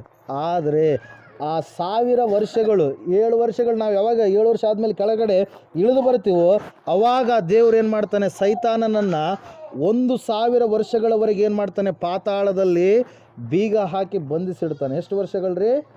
1000 ವರ್ಷಗಳು. ಅದಕ್ಕಾಗಿ ಆ ರಾಜ್ಯವನ್ನು ಏನಂತ ಕರೀತಾರೆ? ಮಿಲೇನಿಯಂ ಅಂತೇಳಿ ಕರೀತಾರೆ. ಅದು ಸಮಾಧಾನದ ರಾಜ್ಯ. ಯೇಸು ರಾಜನಾಗಿ ಬರುತ್ತಿರುವನು ಅಂತೇಳಿ ಹಾಡು ಗೊತ್ತಲ್ಲ, ಆ ಹಾಡಲ್ಲಿದೆ ನೋಡ್ರಿ. ಹಲ್ಲೆಲೂಯಾ. ಆ ಸಮಾಧಾನದ ರಾಜ್ಯ ಏರ್ಪಡುತ್ತೆ. ಎಲ್ಲ ನೀತಿ ನ್ಯಾಯ ಎಲ್ಲ ಕಡೆಗೆ ಕಾಣಿಸಿಕೊಳ್ತವೆ. ಅಧರ್ಮ ಎನ್ನುವಂಥದ್ದು ಇರೋದೇ ಇಲ್ಲ. ಕಾರಣ ಏನು? ಯೇಸು ಕ್ರಿಸ್ತನು ಈ ಲೋಕದಲ್ಲಿ ರಾಜಾದಿರಾಜನಾಗಿ ಆತನ ಆಳ್ತಾ ಇರ್ತಾನೆ. ಆತನ ಮಕ್ಕಳಾಗಿರ್ತಕ್ಕಂಥ ನಾನು ನೀನು ಕೂಡ ಯಾವುದೋ ಒಂದು ಪೋಸ್ಟಲ್ಲಿ ನೀವು ಇರುವವರಾಗಿರ್ತೀವಿ. ಹಲ್ಲೆಲೂಯಾ. ಯಾವಾಗ? ಯೇಸು 1000 ವರ್ಷಗಳ ಆಡಳಿತವನ್ನು ಈ ಲೋಕದಲ್ಲಿ ಮಾಡುವಾಗ. ಹಲ್ಲೆಲೂಯಾ. ದೇವ್ರ ವಾಕ್ಯ ಹೇಳ್ತಾ ಇದೆ, ಆತನು ಏನು ಮಾಡಿದಾನಂತೆ? ನಮಗೋಸ್ಕರವಾಗಿ ಪ್ರಾಣವನ್ನು ಕೊಟ್ಟಿದ್ದಾನೆ. ಯಾರಾದರೂ ಯಾರಿಗಾಗಿ ಪ್ರಾಣ ಕೊಡೋದಕ್ಕೆ ಇಷ್ಟಪಡಲ್ಲ ಪ್ರಿಯರೇ, ಯಾರು ಇಷ್ಟಪಡಲ್ಲ. ಹಲ್ಲೆಲೂಯಾ. ಒಂದು ವೇಳೆ ಏನಪ್ಪ ಅಂದರೆ ಸ್ವಲ್ಪ ಒಂದು 1/2 ಲೀಟ್ರ್ ಬ್ಲಡ್ ಕೊಡ್ತೀನಿ ಅಂತೇಳಿ ಕೊಡ್ಬೋದು. ಹಲ್ಲೆಲೂಯಾ. ಏನೋ ದುಡ್ಡು ಬೇಕಂದ್ರೆ ದುಡ್ಡು ಕೊಡ್ಬೋದು. ಏನೋ ಭಾಳ ತ್ರಾಸಾದ, ಒಟ್ಟಿಗೆ ಊಟಕ್ಕಿಲ್ಲಂದರೆ ಊಟಕ್ಕೆ ಅನ್ನ ಆಗಲಿ ರೊಟ್ಟಿ ಆಗಲಿ ಏನಾದರೂ ಕೊಡ್ಬೋದು. ಪ್ರಾಣವನ್ನು ಮಾತ್ರ ಯಾರೂ ಕೊಡೋದಿಲ್ಲ ಪ್ರಿಯರೇ. ಹಲ್ಲೆಲೂಯಾ. ಆದರೆ ದೇವಾದಿ ದೇವನು ಏನು ಮಾಡಿದ್ನ ರೀ? ತನ್ನನ್ನು ತಾನು ತಗ್ಗಿಸಿಕೊಂಡು ನಾವೆಲ್ಲರೂ ರಕ್ಷಿಸಲ್ಪಡಬೇಕಂತೇಳಿ ಏನು ಮಾಡಿದ? ತಾನು ತನ್ನ ಪ್ರಾಣವನ್ನು ಕೊಟ್ಟ. ಯೇಸು ಮೊದಲನೇದಾಗಿ ಈ ಲೋಕಕ್ಕೆ ಬಂದಿರುವಂಥದ್ದು ಯಾವುದಕ್ಕಾಗಿ? ತನ್ನ ಪ್ರಾಣವನ್ನು ಕೊಡುವುದಕ್ಕಾಗಿ. ಹಲ್ಲೆಲೂಯಾ. ಪ್ರಾಣ ನೀವು ಇಮ್ಯಾಜಿನ್ ಮಾಡ್ಕೊಂಡಿರ್ತೀರ. ಅವಾಗಲೇ ಯಾವಾಗಾದರೂ ಒಂದು ಸಾರಿ ನಿಮಗೆ ಎದೆ ನೋವಾಗಲಿ ಏನಾದರೂ ಬಂದಾಗ ನಿಮಗೇನು ಅಂತ ಅನ್ಸುತ್ತೆ ರೀ? ಎಲ್ಲಿ ನಾನು ಸತ್ತು ಅವಾಗ ಆಗುವಂಥ ಭಯ ಹೆಂಗಿರುತ್ತೆ? ಭಯ ಅದು ಭಯಂಕರ ಇರುತ್ತೆ. ಹೇಗಿರುತ್ತೆ ರೀ? ಭಯಂಕರ ಇರುತ್ತೆ. ಎಲ್ಲ ನೆನಪುಗಳು ಹೋಗ್ಬಿಡ್ತವೆ. ಅವ್ರನ್ನ ಬಿಟ್ಟು ಹೋಗ್ಬೇಕು, ಇವ್ರನ್ನ ಬಿಟ್ಟು ಹೋಗ್ಬೇಕು, ಮನೆ ಬಿಟ್ಟು ಹೋಗ್ಬೇಕು, ಅದು ಬಿಟ್ಟು ಹೋಗ್ಬೇಕು, ಎಲ್ಲವುಗಳನ್ನು ನಾನು ಬಿಟ್ಟು ಹೋಗ್ಬೇಕಾಗತ್ತೆ ಅಂತೇಳಿ ಎಲ್ಲವುಗಳು ಏನಾಗ್ತವೆ ಆ ಸಮಯದಲ್ಲಿ ಆಲೋಚನೆ ಬರುತ್ತೆ. ಪ್ರೇರೆ ಏಸಪ್ಪ ಹೇಳ್ತಾ ಇದ್ದಾನೆ, ನಾನು ನನ್ನ ಪ್ರಾಣವನ್ನು ಕೊಡುವುದಕ್ಕೂ ನನಗೆ ಅಧಿಕಾರ ಇದೆ, ನನ್ನ ಸ್ವಂತ ಇಷ್ಟದಿಂದ ನಾನು ನನ್ನ ಪ್ರಾಣವನ್ನು ಕೊಡ್ತಾ ಇದ್ದೇನೆ ಎಂಬುದಾಗಿ. Hallelujah, praise the Lord. ಅದ್ರ ಸಲುವಾಗಿ ಪ್ರಿಯರೇ, ನಾವು ಇವತ್ತು ದಿನ ಧ್ಯಾನ ಮಾಡ್ತಾ ಇದ್ದೇವೆ. ಯೇಸು ಸ್ವಾಮಿಗೋಸ್ಕರವಾಗಿ ನಾವು ಅಳ್ತಾ ಇಲ್ಲ. ಯೇಸು ಕ್ರಿಸ್ತನು ಮಾಡಿರ್ತಕ್ಕಂಥ ರಕ್ಷಣೆಯ ಕಾರ್ಯವನ್ನು ನೆನೆಸಿದವರಾಗಿ ನಾವು ಆತನಿಗೆ ಕೃತಜ್ಞತಾ ಸ್ತೋತ್ರಗಳನ್ನು ಸಲ್ಲಿಸುವಂಥವರಾಗಿದ್ದೇವೆ. Hallelujah, praise the lord. ಯಾಕಂದರೆ ಏಸಪ್ಪ ಹೇಳಿದ್ದಾನೆ, ನೀವು ನನಗೋಸ್ಕರವಾಗಿ ಏನು ಅಳಬೇಡ, ನನಗೇನು ಕೊರತೆ ಇಲ್ಲ, ನನಗೇನು ಕಡಿಮೆ ಆಗಿಲ್ಲ, ನಿಮಗೆ ಎಲ್ಲ ಕಡಿಮೆ ಆಗಿರೋದು, ನೀವೇ ಕೊರತೆಯಲ್ಲಿ ಇರುವಂಥದ್ದು. ಅದರ ಸಲುವಾಗಿ ಮೊದಲನೇದಾಗಿ ನಿಮ್ಮ ಕುಟುಂಬ, ನಿಮ್ಮ ಮಕ್ಕಳ ಸಲುವಾಗಿ ನೀವು ಅಳುವವರು ಆಗಿರಬೇಕು. Hallelujah, praise the Lord. ನಿನ್ನೆ 2 ವಿಷಯಗಳ ಸಲುವಾಗಿ ನಾವು 2 ವಿಷಯಗಳನ್ನು ನಾವು ನೋಡಿದ್ವಿ. ಏಲಿ ಮಕ್ಕಳು ಏನಾದ್ರು ರೀ? ದುಷ್ಟರಾದರು. ಎಲ್ಲಿ? ದೇವಾಲಯದಲ್ಲಿ ಬರುವಂಥ ಎಲ್ಲ ಸ್ತ್ರೀಯರನ್ನು ತಪ್ಪಾದ ಕಾರ್ಯಗಳ ಮೂಲಕವಾಗಿ ಅವರು ತಪ್ಪಾದ ರೀತಿಯಲ್ಲಿ ಬಳಸಿಕೊಂಡ ಕಾರಣಕ್ಕಾಗಿ ದೇವರು ಎಷ್ಟು ಎಚ್ಚರಿಕೆ ಕೊಟ್ಟರು ಕೂಡ ಅವ್ರು ಏನಾಗಲಿಲ್ಲ, ಆತನ ತಂದೆ ಏನಾಗಲಿಲ್ಲ, ಅವ್ರಿಗೆ ಹೇಳಲಿಲ್ಲ, ಬುದ್ಧಿವಾದ ಹೇಳಲಿಲ್ಲ. ಅದರ ಸಲುವಾಗಿ ಏಲಿ ಮತ್ತು ಏಲಿಯ ಮಕ್ಕಳು ಏನಾಗ್ಬಿಟ್ರು? ಸತ್ತು ಹೋಗ್ಬಿಟ್ರು. ಹಲ್ಲೆಲೂಯಾ. ದಾವೀದನು ಕೂಡ ತನ್ನ ಮಕ್ಕಳಿಗೆ ಬುದ್ಧಿವಾದ ಹೇಳಿ ಚೆನ್ನಾಗಿ ಇಡಬೇಕಾಗಿತ್ತು. ಹಲ್ಲೆಲೂಯಾ. ಮಗ, ಸಣ್ಣ ಮಗ ಏನು ಮಾಡ್ತಾನೆ ರೀ? ಮಗ ಏನು ಮಾಡ್ತಾನೆ? ತಂದೆಗೆ ಮೋಸ ಮಾಡ್ತಾನೆ ರೀ. ಹಲ್ಲೆಲೂಯಾ. ಭಯಂಕರವಾಗಿರ್ತಕ್ಕಂಥ ಪರಿಸ್ಥಿತಿ. ಅದರ ಸಲುವಾಗಿ ಏಸಪ್ಪ ಹೇಳ್ತಾ ಇದ್ದಾನೆ, ಏನು? ನೀವು ಯಾರಿಗಾಗಿ ಅಳಬೇಕು? ನಿಮಗಾಗಿ, ನಿಮ್ಮ ಮಕ್ಕಳಿಗಾಗಿ. Hallelujah, praise the Lord. ಮೊದಲನೇ ಅಂಶ ಏನು ರೀ? ಯೇಸು ಈ ಲೋಕಕ್ಕೆ ಬಂದಿರುವಂಥದ್ದು ಪ್ರಾಣವನ್ನು ಕೊಡುವುದಕ್ಕಾಗಿ. ಯಾವುದು? ಯಾರ ಪ್ರಾಣ? ದೇವರ ಪ್ರಾಣ, ತನ್ನ ಪ್ರಾಣ. ಆ ಪ್ರಾಣವನ್ನು ಕೊಟ್ಟ ಕಾರಣಕ್ಕಾಗಿ ನಾವು ಏನಾಗಿದ್ದೇವೆ? ಬಿಡುಗಡೆ ಹೊಂದಿದಂಥವರಾಗಿದ್ದೇವೆ. ನಾವು 2ನೆಯ ಮರಣದಿಂದ ಪಾರಾದಂಥವರಾಗಿದ್ದೇವೆ. ಯೇಸು ಕ್ರಿಸ್ತನಲ್ಲಿ ನಿತ್ಯ ಜೀವವನ್ನು ಹೊಂದಿದಂಥವರಾಗಿದ್ದೇವೆ. ಹಲ್ಲೆಲೂಯಾ. ಅದರ ಸಲುವಾಗಿ ವಾಕ್ಯ ಹೇಳ್ತಾ ಇದೆ, ತನ್ನ ಪ್ರಾಣವನ್ನು ಈಡು ಕೊಡುವುದಕ್ಕೂ ಬಂದನು ಎಂಬುದಾಗಿ. Hallelujah, praise the Lord. ಲೋಕದ ಆಶೆಗಳಿಗಾಗಿ ನೀವು ಜೀವಿಸುವಂಥವ್ರು ಆಗಬೇಡ್ರಿ. ಲೋಕದಲ್ಲಿರುವಂಥದ್ದು ಸ್ವಲ್ಪ ಹೊತ್ತಾದ್ಮೇಲೆ ಪುನಃ ಅದೇನಾಗ್ಬಿಡುತ್ತೆ? ಹೋಗ್ಬಿಡುತ್ತೆ. ಎಕನಾಮಿಕ್ಸ್ ಇದೆಯಾ ನಿಮಗೆ? ಇಲ್ವಾ? ಹಲ್ಲೆಲೂಯಾ. ಅಲ್ಲಿ ಡಿಮ್ಯಾಂಡ್ ಅಂತೇಳಿ ಬರುತ್ತೆ, ಬೇಡಿಕೆ ಮುಗಿದ ಮೇಲೆ ಏನಾಗ್ಬಿಡುತ್ತೆ ರೀ? ಹಣ್ಣು ಇರುತ್ತೆ, ನಿಮಗೆ ಹಣ್ಣು ತಿನ್ಬೇಕಂತೇಳಿ ಬೇಡಿಕೆ ಆಗಿರುತ್ತೆ, ಆಸೆ ಆಗಿರುತ್ತೆ. ಹಲ್ಲೆಲೂಯಾ. ತುಷ್ಟಿಗುಣ ಅಂತ ಹೇಳ್ತೀವಿ, ಯುಟಿಲಿಟಿ ಅಂತೇಳಿ. ಆ ಒಂದು ಹಣ್ಣನ್ನು ತಿನ್ನೋವರೆಗೆ ಮಾತ್ರ ನಿಮಗೇನಿರುತ್ತೆ? ತಿನ್ನೋದಕ್ಕಿಂತ ಮುಂಚಿತವಾಗಿ ನಿಮಗೇನಿರುತ್ತೆ? ಭಾಳ ಆಸೆ ಇರುತ್ತೆ, ಭಾಳ ತುಷ್ಟಿಗುಣ ಇರುತ್ತೆ. ತಿಂದ ಮೇಲೆ ಆಯ್ತು, ಹೋಗ್ಬಿಡುತ್ತೆ. ಹಲ್ಲೆಲೂಯಾ. ಅದರಂಗೆ ಲೋಕದ ಆಸೆಗಳಿಗಾಗಿ ನೀವು ಏನು ಮಾಡಬೇಡ್ರಿ? ಒಳಗಾಗಿ ಜೀವಿಸಬೇಡ್ರಿ. ದೇವಕುಮಾರನ ಬರುವಿಕೆ ಭಾಳ ಸಮೀಪವಾಗಿದೆ. ಹಲ್ಲೆಲೂಯಾ. ಆತನು ಯಾರಿಗಾಗಿ ಬರ್ತಾನೆ? ತನಗಾಗಿ ಸಿದ್ಧರಾದಂಥ ಮಕ್ಕಳಿಗಾಗಿ ಬರ್ತಾನೆ. ಅದರ ಸಲುವಾಗಿ ಪ್ರಾಣವನ್ನು ಕೊಟ್ಟಾತ ಮತ್ತೆ ಪುನಃ 2ನೇ ಸಾರಿ ಮಧ್ಯಾಕಾಶದಲ್ಲಿ ಬರುವಾಗ ಯಾರಿಗಾಗಿ ಬರ್ತಾನತ್ತ? ಸಿದ್ಧರಾದಂಥ ಮಕ್ಕಳಿಗಾಗಿ. ಎಲ್ಲ ಪೂರ್ವ, ಪಶ್ಚಿಮ, ಉತ್ತರ, ದಕ್ಷಿಣ ದಿಕ್ಕುಗಳಿಗೆ ಏನು ಮಾಡ್ತಾನೆ ರೀ? ದೇವದೂತರನ್ನು ಕಳಿಸ್ತಾನೆ. ಹಲ್ಲೆಲೂಯಾ. ದೇವದೂತರು ಬಂದರು, ಕೊರೋನಾ ವೈರಸ್ಗೆ ಟೆಸ್ಟ್ ಮಾಡಕತ್ತಾರೆ. ಏನಂತೇಳಿ? ಪಾಸಿಟಿವ್ ಇದ್ದರೆ ಕರ್ಕೊಂಡು ಹಾಸ್ಪಿಟ್ಲಿಗೆ ಹೋಗ್ತಾರೆ, ನೆಗೆಟಿವ್ ಇದ್ದರೆ ಏನು ಮಾಡ್ತಾರೆ ರೀ? ಆಯ್ತು, ಬಿಟ್ಬಿಡ್ತಾರೆ, ಏನು ವೈರಸ್ ಇಲ್ಲ ಅಂತೇಳಿ. ಹಲ್ಲೆಲೂಯಾ. ದೇವದೂತರು ಬಂದಪ್ಪ, ನಿಮಗೆ ಟೆಸ್ಟ್ ಮಾಡಿದ್ರು, ನೀವು ಸರಿಯಾಗಿ ನಡ್ಕೊಂಡ್ರಿ, ನೀವು ದೀಕ್ಷೆ ತೊಗೊಂಡಿರಿ, ಅವ್ರು ದೀಕ್ಷೆ ಹೊಂದಿದವ್ರ ಹತ್ರನೇ ಬರ್ತಾರೆ, ರಕ್ಷಣೆ ಹೊಂದಿದವ್ರ ಹತ್ರನೇ ಬರ್ತಾರೆ. ನೀವು ಕರೆಕ್ಟ್ ಆಯಿತು, ನಿಮ್ಮನ್ನು ಟೆಸ್ಟ್ ಮಾಡಿದಾಗ ಒಂದು ವೇಳೆ ನೀವು ಅಲ್ಲಿಗೆ ಬರೋದಕ್ಕೆ ನೀವು ಅರ್ಹರಾಗಿಲ್ಲ ಅಂತಂದರೆ ನಿಮ್ಮನ್ನೇನು ಮಾಡಿಬಿಡ್ತಾರೆ? ಬಿಟ್ಟು ಬೇರೆಯವ್ರ ಕಡೆಗೆ ಹೋಗ್ಬಿಡ್ತಾರೆ. ಒಂದೇ ಮನೆಯಲ್ಲಿ ಕೆಲವು ಜನರು ರಕ್ಷಣೆ ಹೊಂದಿರ್ಬೋದು, ಆದರೆ ಸಿದ್ಧರಾಗಿರಲ್ಲ. ಹಲ್ಲೆಲೂಯಾ. ಒಂದೇ ಮನೆಯೇ. ಅದರ ಸಲುವಾಗಿ ಏಸಪ್ಪ ಹೇಳ್ತಾನೆ, ರಾತ್ರಿ ಮಲಗಿದಾಗ, ಹಾಸಿಗೆ ಮೇಲೆ ಮಲಗಿದಾಗ ಒಬ್ಬರು ಎತ್ತಲ್ಪಟ್ಟರು, ಒಬ್ಬರು ಬಿಡಲ್ಪಟ್ರು. ಬೀಸಕಲ್ಲು ಬೀಸುವಾಗ ಒಬ್ಬರು ಎತ್ತಲ್ಪಟ್ರು, ಒಬ್ಬರು ಬಿಡಲ್ಪಟ್ರು. ಹೊಲದಲ್ಲಿರುವಾಗ ಒಬ್ಬರು ಎತ್ತಲ್ಪಟ್ರು, ಒಬ್ಬರು ಬಿಡಲ್ಪಟ್ರು. ಹಲ್ಲೆಲೂಯಾ. ಅದರಂಗೆ ನಾವು ಆಗಬಾರ್ದು. ನಾವೇನಾಗಿರಬೇಕು? ಸಿದ್ಧರಾಗಿ ಆತನ ಬರುವಿಕೆಗಾಗಿ ನಾವು ಶುದ್ಧರಾಗಿ ಜೀವಿಸುವುದಕ್ಕಾಗಿ ಕಾಯಲು ಬದ್ಧರಾಗಿರಬೇಕು ಪ್ರಿಯರು. ಅದರ ಸಲುವಾಗಿ ವಾಕ್ಯ ಹೇಳ್ತಾ ಇದೆ, ಪ್ರಾಣ ಕೊಟ್ಟಂಥ ದೇವರು ಪುನಃ ಆತನು ಬರ್ತಾನೆ. ಯಾರಿಗಾಗಿ ಬರ್ತಾನೆ?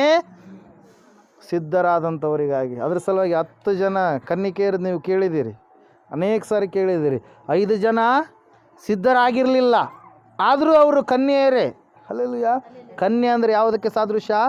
ಸಭೆ. ಕನ್ಯೆ ಅಂದರೆ ಏನ್ರಿ? ಸಭೆ. ಯಾಕೆ ಸಭೆಗೆ ಕನ್ಯೆ ಅಂತೇಳಿ ಹೇಳ್ತಾ ಇದ್ದಾರೆ ಸತ್ಯವೇದದಲ್ಲಿ? ಯಾಕಂದರೆ ಮದುಮಗ ಯಾರಾಗಿದ್ದಾನೆ? ಯೇಸು ಕ್ರಿಸ್ತನಾಗಿದ್ದಾನೆ. ಹಲ್ಲೆಲೂಯಾ. ದೇವರೇ ಪತಿ ಎಂಬುದಾಗಿ ಅನೇಕವಾಗಿರ್ತಕ್ಕಂಥ ಅಂಶಗಳು ಸತ್ಯವೇದದಲ್ಲಿ ಹಳೆಯ ಒಡಂಬಡಿಕೆಯಲ್ಲಿ ಬರೆಯಲ್ಪಟ್ಟಿದ್ದಾವೆ, ಹೊಸ ಒಡಂಬಡಿಕೆಯಲ್ಲಿ ಕೂಡ ಬರೆಯಲ್ಪಟ್ಟಿದ್ದಾವೆ ಪ್ರಿಯರೇ. ಹಲ್ಲೆಲೂಯಾ. Praise Lord. ಅದರ ಸಲುವಾಗಿ ದೇವರ ವಾಕ್ಯದಲ್ಲಿ ನಾವು ನೋಡ್ತಾ ಇದ್ದೇವೆ, ಕನ್ನಿಕೆ ಶುದ್ಧಳಾಗಿರ್ತಾಳೆ, ಸಿದ್ಧಳಾಗಿರ್ತಾಳೆ, ಮದುವೆಗಾಗಿ ಏನಾಗಿರ್ತಾಳೆ? ತಯಾರಾಗಿರ್ತಾಳೆ. ಹಲ್ಲೆಲೂಯಾ. ಈ 5 ಜನ ಶುದ್ಧರಾದ ರೀತಿಯಲ್ಲಿ ಕಂಡ್ರು, ಆದರೆ ಅವರು ಸರಿಯಾದ ರೀತಿಯಲ್ಲಿ ಸಿದ್ಧರು ಆಗಿರಲಿಲ್ಲ. ಹಲ್ಲೆಲೂಯಾ. ಎಲ್ಲ ನೋಡೋದಕ್ಕೆ ಕನ್ಯೆಯರ ಡ್ರೆಸ್ಗಳನ್ನು ಹಾಕ್ಕೊಂಡಿದ್ದಾರ, ಆದರೆ ಅವರಲ್ಲಿ ಏನಿಲ್ಲ? ಎಣ್ಣೆ ಇಲ್ಲ. ಹಲ್ಲೆಲೂಯಾ. ಪರಿಶುದ್ಧಾತ್ಮ ಇಲ್ಲ, ಪ್ರಾರ್ಥನೆ ಜೀವಿತ ಇಲ್ಲ, ಡಾಂಬಿಕವಾಗಿರ್ತಕ್ಕಂಥ ಭಕ್ತಿಯನ್ನು ಮಾಡುವಂಥವರಾಗಿದ್ದಾರೆ ಪ್ರೇಯರ್. ಅದರ ಸಲುವಾಗಿ ಸತ್ಯವೇದ ಎಚ್ಚರ ಪಡಿಸ್ತಾ ಇದೆ, ಯೇಸು ಸತ್ತಿದ್ದಾನೆ ನಮಗಾಗಿ, ಪ್ರಾಣವನ್ನು ಕೊಟ್ಟಿದ್ದಾನೆ ನಮಗಾಗಿ, ಪಾಪದಿಂದ ಬಿಡಿಸಿದ್ದಾನೆ ನಮ್ಮೆಲ್ಲರನ್ನ. ಪುನಃ ಆತನೇನು ಮಾಡ್ತಾನೆ? ಮಧ್ಯಾಕಾಶದಲ್ಲಿ ಬರ್ತಾನೆ. ಬರುವಾಗ ನಾವು ಅಲ್ಲಿಗೆ ಮಹಿಮೆಯ ಮೇಘ, ಯಾವ ಮೇಘ ಅದು? ಮಹಿಮೆಯನ್ನು ಹೊತ್ಕೊಂಬರ್ತಾನೆ ಸ್ವಾಮಿ. ಆ ಮೇಘದಲ್ಲಿ ನಾವು ದೇವದೂತರು ಬಂದು ಟೆಸ್ಟ್ ಮಾಡಿದಾಗ ಕರೆಕ್ಟ್ ಇದ್ಯಪ್ಪ ಅಂದರೆ ಏನು ಮಾಡ್ತಾರೆ? ಅವರು ಕರ್ಕೊಂಡು ಹೋಗಿ ಬಿಡ್ತಾರೆ. ಎಲ್ಲಿ ಬಿಡ್ತಾರೆ? ಮಗನನ್ನು ಭೇಟಿಯಾಗೋದಕ್ಕೆ. ನೀವು ಅರ್ಥ ಆಗ್ತಾ ಇಲ್ಲ ವಾಕ್ಯ ನೀವು. ಹಲ್ಲೆಲೂಯಾ. ಅರ್ಥ ಆಗ್ತಾ ಇದೆ ವಾಕ್ಯ. ಹಲ್ಲೆಲೂಯಾ. ಯಾರನ್ನ ಭೇಟಿ ಆಗ್ಬೇಕು ನಾವು? ಯೇಸು ಕ್ರಿಸ್ತನನ್ನು ಭೇಟಿ ಆಗಬೇಕು. ಹಲ್ಲೆಲೂಯಾ. Praise the Lord. ಅದಕ್ಕಾಗಿ ನಾವು ಮೊದಲನೇದಾಗಿ ಎಲ್ಲಿ ತೀರ್ಪು ಉಂಟಾಗುತ್ತಂತ ಹೇಳುತ್ತೆ ಸತ್ಯವೇದ? ದೇವರ ಮನೆಯಲ್ಲಿ. ದೇವರ ಮನೆ ಅಂದರೆ ಯಾವುದು? ಸಭೆ. ಹಲ್ಲೆಲೂಯಾ. ಯಾವುದು ದೇವರ ಮನೆ ಅಂದರೆ? ಸಭೆ. ಮೊದಲನೇದಾಗಿ ಸಭೆಯಲ್ಲಿರ್ತಕ್ಕಂಥ ವಿಶ್ವಾಸಿಗಳಿಗೆ ದೇವರು ತೀರ್ಪು ಕೊಡ್ತಾನೆ, ಆಮೇಲೆ ಅವಿಶ್ವಾಸಿಗಳು. ಅವ್ರು ಯಾಕಂದರೆ ದೇವರ ಪಾಲಿಗೆ ಅವರು ಸತ್ತಂಥವರಾಗಿದ್ದಾರೆ. ಹಲ್ಲೆಲೂಯಾ. Praise the Lord. ಎರಡನೇದಾಗಿ ಅವರಿಗೆ ತೀರ್ಪು ಇರುತ್ತೆ. ಮೊದಲನೇ ತೀರ್ಪು ಯಾರಿಗಿರುತ್ತೆ?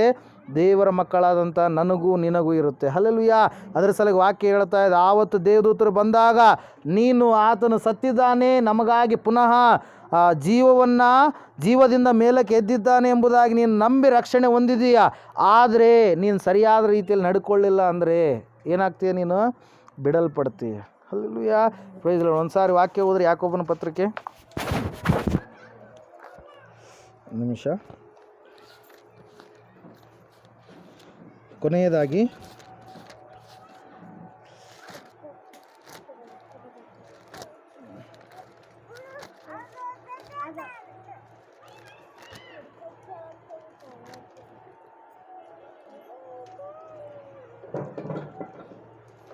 ತೆಗ್ದಿದ್ದೀರಿ.